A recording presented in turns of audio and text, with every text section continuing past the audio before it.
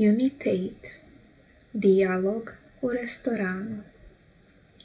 Izvinite, imate li jelovnik? Imamo. Izvolite, gospodine. Šta nam preporučujete za večeru? Jela s roštilja su vrlo dobra, a riba je sveža. Preporučujem vam pastrmku na žaru.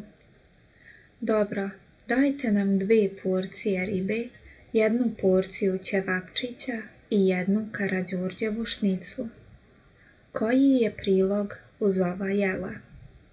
Prilog uz ribu je kuvani krompir i mešano povrće, a uz ćevapčiće i karađorđevu prilog je pomfrit. Želite li neku salatu? Dajte nam, molim vas, 1 zelenu salatu, 1 šopsku i 2 srpske salate. Šta želite da pijete? Flašu crnog vina i flašu kisele vode, molim vas. Kasnije. Da li je sve u redu? Da, sve je vrlo dobro.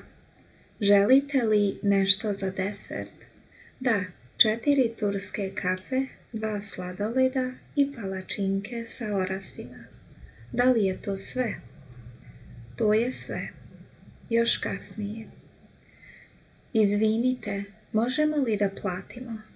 Naravno. Da li želite još nešto? Molim vas, čašu vode i račun. Šta nam preporučujete? Preporučujem vam. Imate li jelovnik? Dajte nam porciju. Koji je prilog? Da li je sve u redu? Da, sve je vrlo dobro.